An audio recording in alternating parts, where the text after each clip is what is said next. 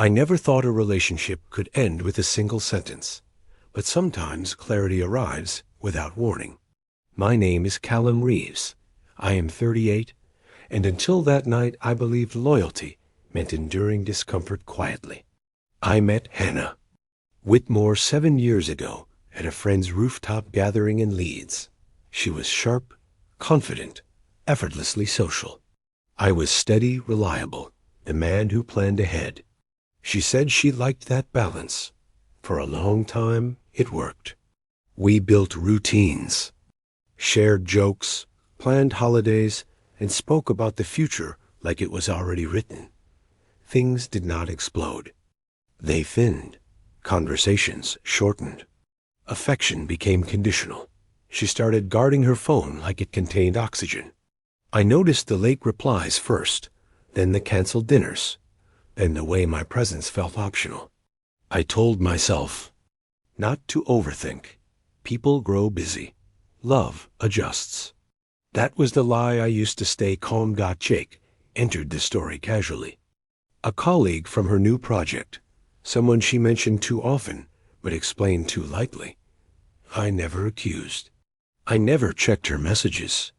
I trusted what we had because I believed trust was strength. Still, something shifted when she stopped, asking about my day, and started comparing my calm to his energy. I listened, nodded, absorbed, like a man trying not to spill water from a cracked glass. The night everything ended was ordinary. Rain on the windows, leftover food in the fridge. I was reviewing reports when my phone vibrated. No greeting. Number. Context. Just words that landed clean and sharp. I am with Jake tonight. Don't wait up. There was no apology. No explanation. Just a statement, like she was updating a calendar. I stared at the screen longer than I expected.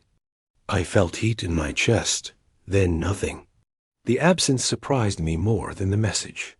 Years of small dismissals had prepared me for this moment better than love ever could. I did not call. I did not ask questions. I read the sentence again and understood that this was not about tonight. This was about permission she believed she had already taken. I typed slowly, not because I was angry, but because I wanted precision. I replied, "Thank you for being honest. Consider this message confirmation that you no longer have a partner waiting for you. Please collect your remaining things tomorrow. We will handle the rest through proper channels. Take care." I pressed send and placed the phone face down.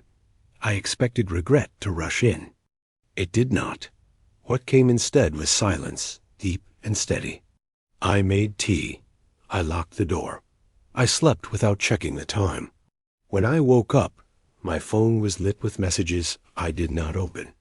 Missed calls stacked like evidence. I did not need to read them to know their tone. Shock, anger, reversal. She arrived the next afternoon with eyes red and voice unsteady. She said it was a mistake, that nothing happened, that I was overreacting. I listened without interrupting. When she finished, I told her calmly that trust does not break in moments.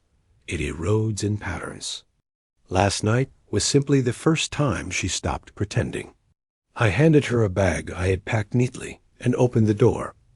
She accused me of being cold, of throwing away years. I told her I was choosing self-respect over confusion. She left without another word. That evening, I blocked her number, changed my passwords, and informed my solicitor. Not out of spite, out of alignment. Actions require structure. Weeks passed. Friends reached out.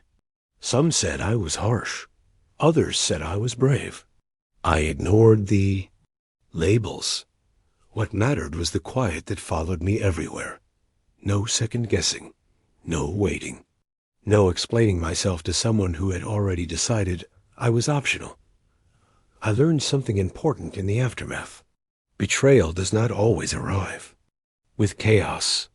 Sometimes it arrives politely, by text, assuming you will accept less, because you always have. The power is not in confrontation. It is in refusal. I did not shatter her with words. I shattered the version of me she thought would stay. And that was enough. In the days that followed, I paid attention to details I had ignored for years. How my shoulders felt lighter without tension. How meals tasted better without unspoken resentment. How silence could be restful instead of accusatory. I stopped framing the story as loss and started seeing it as release. Not everyone who leaves is abandoning you. Some are finally freeing you from a role you never agreed to play. Hannah tried once more, weeks later, through an email that read, like negotiation. She spoke about history, about growth, about mistakes. She never spoke about accountability. I replied with courtesy and boundaries. I wished her well and declined further discussion. Closure does not require consensus. It requires decision. I began rebuilding quietly.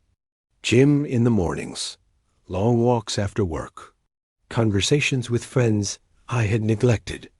I did not rush into distraction or validation. I let the lesson settle fully. When someone tells you who they are willing to be to you, listen the first time. Do not wait for emphasis. People often imagine strength as loud defiance. I learned it is measured restraint, the ability to step away without demanding understanding, the discipline to end something without destroying yourself in the process. I do not hate her. I simply no longer make space for confusion disguised as freedom. If there is a point to this story, it is simple. Love without respect is negotiation without leverage. The moment she texted me that sentence, she assumed I would absorb it. She assumed I would argue, plead, or pretend.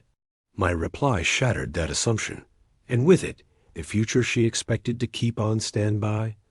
I am not bitter. I am clear. And clarity is the quietest form of power. I chose certainty over comfort, and